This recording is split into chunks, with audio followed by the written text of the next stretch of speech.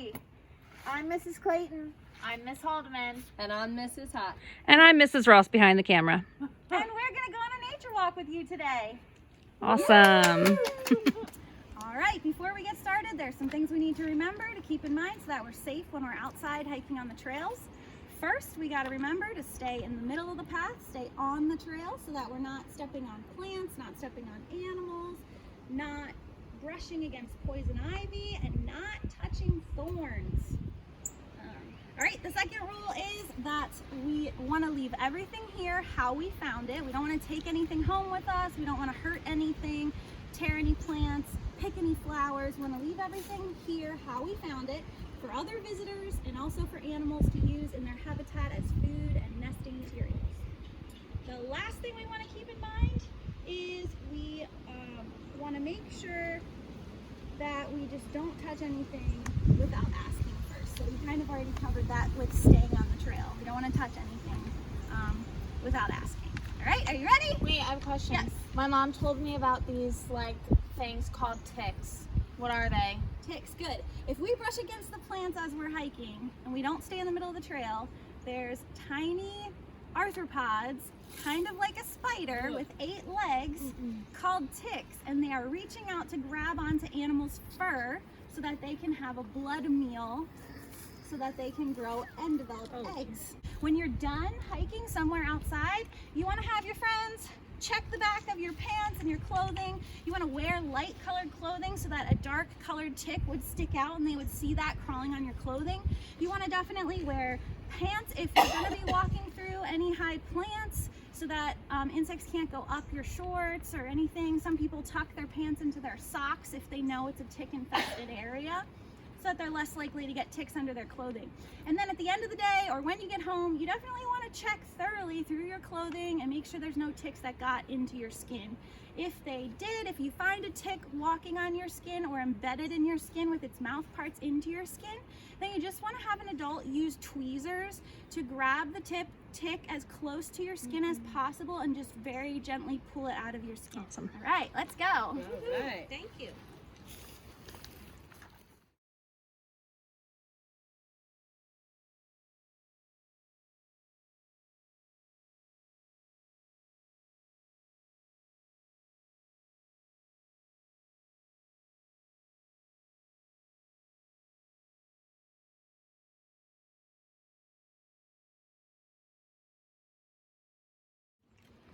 All right, so what are some things we can explore as we're on a hike in springtime? One thing we can look for is signs of animals. So let's see. I'm sorry. Let's see if we can find any signs that animals have been around. I was just so excited by this antler that I found. Yeah. And I think there is a print here from an animal. All right, let's check Can it you out. check it out and see what it let's is? see. Those are some awesome signs of animals. We can find animal tracks on the ground.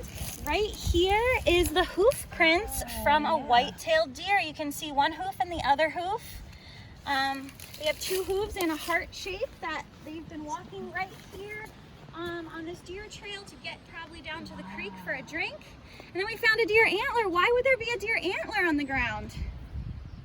Anybody know? Maybe they were scratching on a tree. That looks like scratching. That's a good guess. They do that in the fall. Do they shed their... But they shed their antlers. right? They shed their antlers. The male deer just grow antlers to impress females during the breeding season, which is over the winter, and then in the fall and in the winter. And then in the spring, now they're raising their young. They don't need to impress females anymore. They drop off their antlers. Those can be found throughout the woods wherever deer are found. And then if it's been here a couple months, it probably has little nibbles from other animals actually eating up the calcium in that wood, in that antler, because it's made of bone. So that's good material for other animals to find nutrients in. So you can find fallen antlers, you can find animal tracks. What are some other found things? something. What'd you find? It looks like skin Ew. from a reptile. Oh. Maybe a snake? Why would that be here? Because snakes live here and they shed. and they're waking up and they're becoming active now that it's springtime. Reptiles like black rat snakes, that skin from a black rat snake, might have been crawling along here, getting some fresh skin for the springtime after his first spring meal, after waking up and coming out from underground where he probably spent the winter. So that's an excellent sign of animals. We can also listen to animal sounds. That's a great evidence that animals are here. We're hearing lots of bird sounds right now. We can talk more about birds in a little Up bit. there I think is a bird's nest, but I'm not quite sure. Yes, excellent. Before all the leaves come out on the trees is a great time to start looking for bird nests, like hollows in trees or old nests up in the branches, cavities in trees, squirrel nests. We can also look for burrows. We can start looking for nuts that have been nibbled on the ground as squirrels and chipmunks are foraging. We can look for feathers on the ground. Birds are changing their plumage to impress their mates for spring, so there should be some shed feathers as they get new colors for spring. We also can find some shed fur as animals are warming up, getting rid of their winter coats. We're going to start to find some shed deer skin, fox skin, fur, coyote fur on the trails. If birds haven't already found this material and used it in their nest, you could look really close and find that as well. So Kelsey, can I ask a question about, while we're looking around, can I ask a question about the snake skin? Yep. So the one that Miss Haldeman found was all like broken up, but I know I've seen them before where it's almost like one big long snake skin. Absolutely. Yep, snakes usually shed their skin just like when you're taking off your sock and it comes inside out as you pull off your sock. Snakes usually shed their skin in one solid piece, but occasionally if they're really dried out, they don't have enough moisture, it could shed in pieces, or it could be all torn up as well because birds and other animals are going to use all the resources available to them in the forest. So that could have been eaten by some animals, it could have been torn apart by birds and taken to a bird nest, anything like that. So yeah, found some great signs of animals right here. We got some awesome feeding holes from a pileated woodpecker. That is the biggest of the 7 species of woodpeckers found in Pennsylvania. We have them here at Nixon Park. Here's what they look like. Pileated woodpeckers. They make those big messy cavities that we just saw when they're looking for insects inside a tree, like carpenter ants or beetle larvae. But then those cavities can also be used for other birds to build their nest in springtime. Woodpeckers make their own cavities, but other birds like chickadees, wrens, and bluebirds are some of the birds that will use an old woodpecker nest to make their nest in to raise young. So if those holes were just a little more crisp, if they looked like perfect circles instead of messy holes, then those would be nesting cavities instead of feeding cavities. So we'll look for some of those as we keep hiking.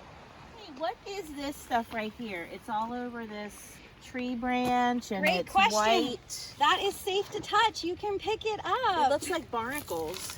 Yes, I'm not gonna touch. I touch it, but I'm not gonna pick it up. that is called lichen.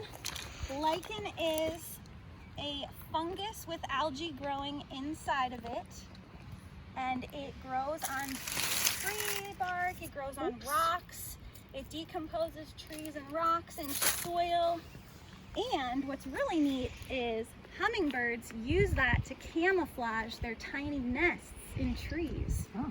They stick lichen to their nest with spider webs. That's Oh. a great find, some lichen on the forest floor. What else do we see that we want to? What are these green, like tall things there growing all over? Oh yeah, excellent. All these plants growing on the forest floor in this cool section are called ferns. We have some different types of How ferns about that here. fuzzy stuff?